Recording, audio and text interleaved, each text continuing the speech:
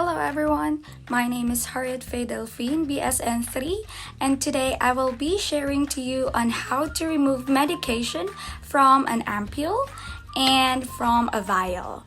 I will also be sharing to you on how to prevent needle stick injuries. So let's get started! First, we need to have the following equipments for removing medications from an ampule. First is the sterile syringe.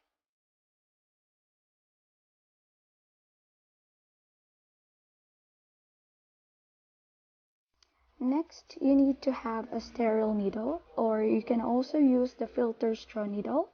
Next is the medication from the ampule, and make sure that you know the 6 rights of medication administration. Next is the alcohol swab, or the spirit swab. Next is a kidney tray. And lastly, we have the steel tray. So here are the procedures for removing medications from an ampule. First, perform hand hygiene.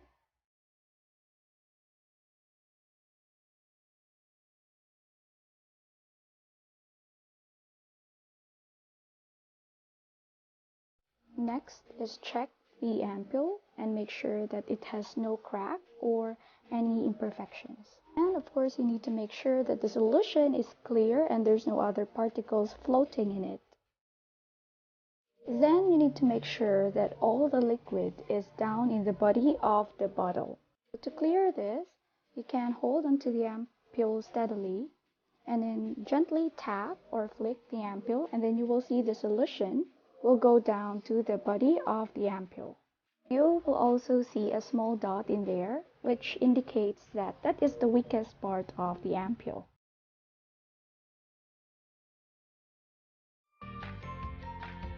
Next, you need to wipe the neck around of the ampule by a spirit swab, alcohol swab, or you can also use alcohol wipes. After drying spirit, put around an ampule cutter if you have, or you can also use a gauze pad to cut or break the neck of the ampule. You can also use the spirit swab to wrap around the neck of the ampule and use a snapping motion to break off the top of the ampule along with the pre-scored dot or line at its neck. And remember, always break away from your body. Discard the broken piece and put it in the kidney tray. Throw medication in the amount ordered plus a small amount more. Remember, do not inject air into solutions. Insert the tip of the needle into the ampule. Do not expel any air bubbles that may form in the solution.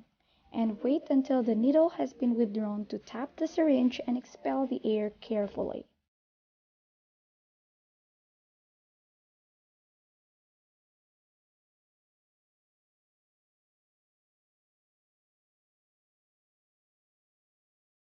Check the amount of medication in the syringe and discard any surplus.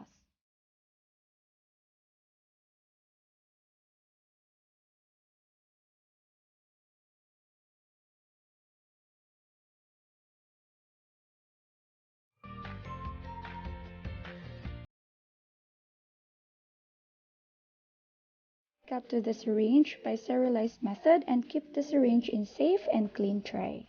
Then perform hand hygiene. Next, I will show you how to remove medication from a vial. So in order to do this, you need the following equipment. First is the syringe.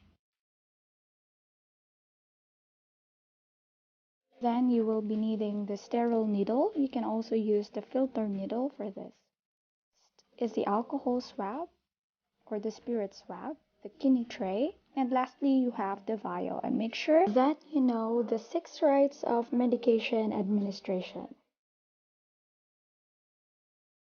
Now that you have gathered the following equipments, next you need to perform hand hygiene.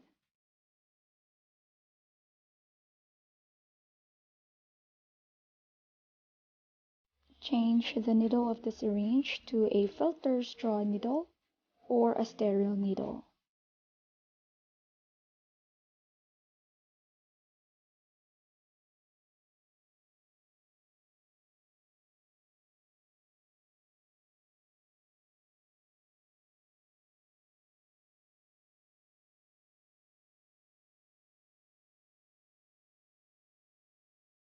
Now let us remove the metal or plastic cap on the vial that protects the rubber stopper.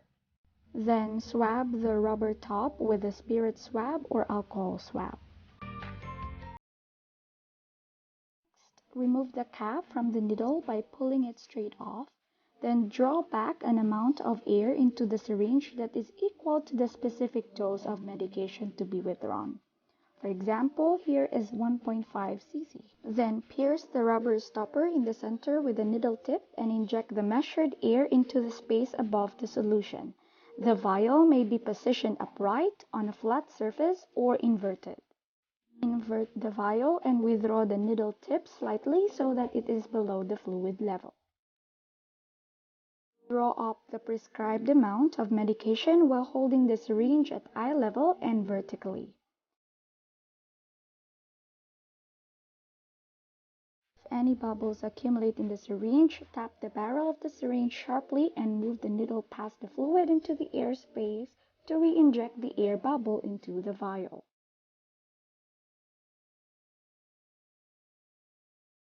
After the correct dose is withdrawn, remove the needle from the vial and carefully replace the cap over the needle.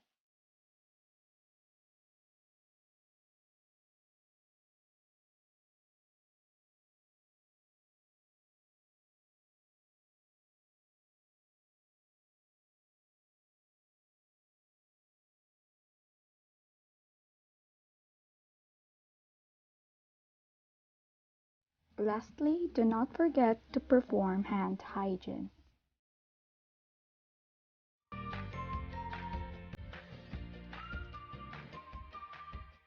Lastly, I will be demonstrating to you on how to prevent needle stick injuries. Before giving the injection, place the needle cover on a solid, immovable object such as the rim of a bedside table or big tray.